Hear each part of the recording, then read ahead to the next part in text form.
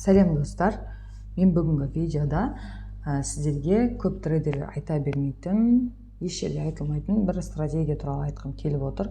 Бұл стратегия кімдерге арналады? Бұл стратегия күнделікті кешкісін трейд жасауға уақыты жоқ адамдар болуы мүмкін, немесе көп ақшасын құртқысы келмейтін адамдар болуы мүмкін, және де өзінің позициясын тек қана плюспен жапқысы келетіндерге арнап мен өзімнің байқаған осы бір нюансымды айтқым келіп отыр.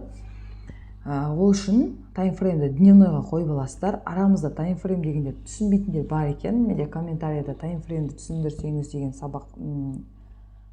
комментарий болды. Таймфреймдерге кейін тағы да тоқтала кетеміз. Бөлек видео болады оған.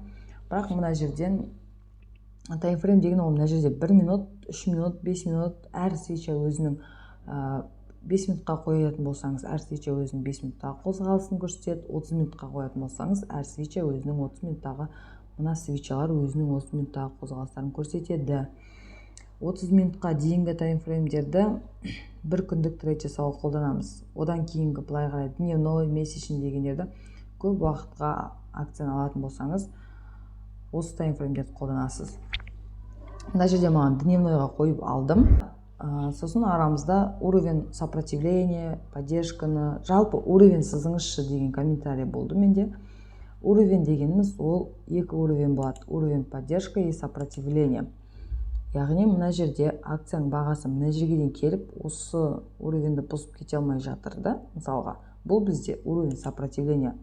Оны сіз үлкен таймфреймге де, кіші таймфреймге де қойып қолдансаңыз болады. Енді мына жерде осы жерге келіп акцияның бағасы жоғары қарай өскен. Мына жерде де осы жерден поддержка алып жоғары қарай кетті. Мына жерде де осы жерден поддержка алды.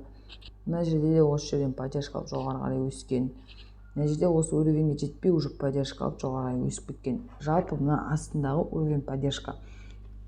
Енді мысалға сіз мына жерде акцияның бағасы $9, 10 июль күні акцияның бағасы $9.11 тұрды. Енді ол $13 27 июль күні $13 дейін өсті. Яғни арада $4 ма?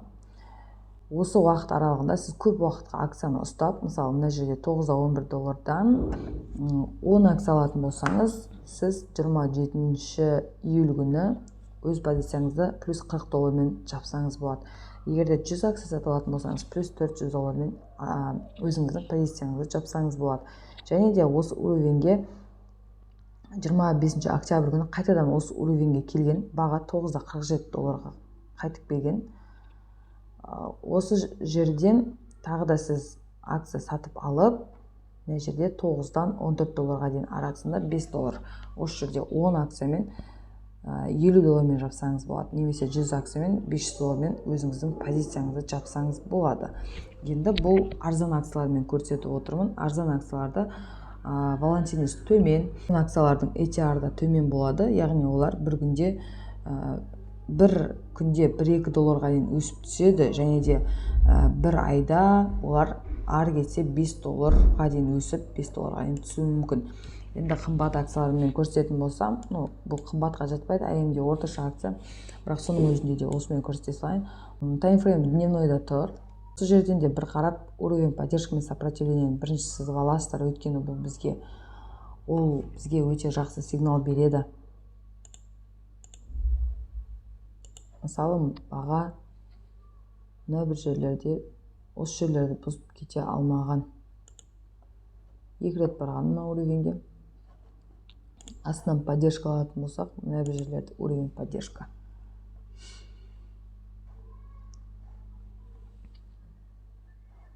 Мына жерде де уровень поддержка.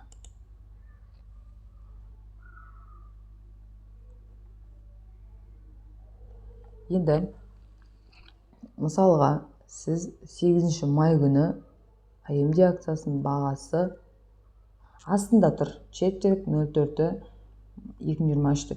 4 май күні $81.46 болған. Мына жерде $130 дейін барған екен. Яғни разница $50 мына жерде. Бір ғана акция сатып алып $50 жапсаңыз да болады мына жерде позицияңызда. Немесе 10 акциямен $500. 100 акциямен $5000 жапсаңыз болады мына жерде позицияңызды. Енді мына жерде акцияның бағасы 19 декабрь күні $142 дейін өскен.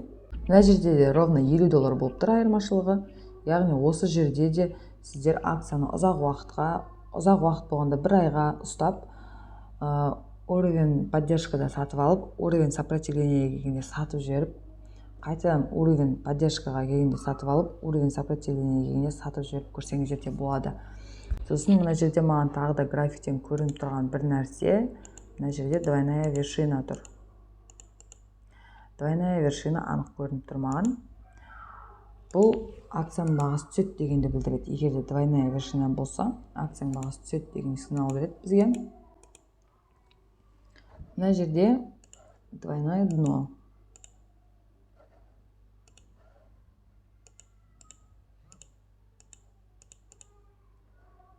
Мына жерде двойное дно. Ол акцияның бағасы өседі дегенді білдіреді. Мына жерде двойное дно шықты, акцияның бағасы өсті. Мына жерде двойная вершина шықты, акцияның бағасы түсті. Енді кім байқады осы жерде? Мен неге тек лонг позицияны ғана айтып отырмын? Бізге какая разница?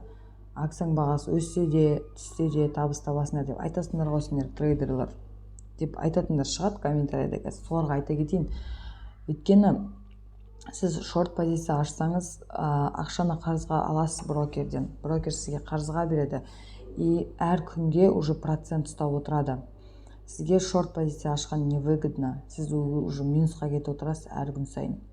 И тағы да бір минусы, брокер сізге тегінен қарызға ақша бермейді.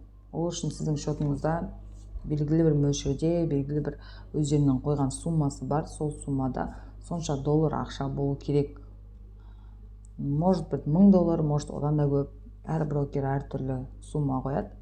Сол ақша болса ғана сізге брокер қарызға ақша береді. Оның үстіне, егер минусқа кететін болсаңыз, көп ақша минусқа кетіп қаласыз. Ал көп ақша қарыз болып қаласыз брокерге. Ал егер лонг позицияны өзіңіздің ақшаңызға ашатын болсаңыз, минусқа кетсеңіз де сіз ешкімге қарыз болмайсыз. Достар, егер де сіздерге осы видео пайдалы болған болса, онда трейдинг туралы қазақ тілді арналарының дамуына үлесіңізді қосып, менің каналыма подписка жасап, лайк басып, комментарий жаза кетіңіз.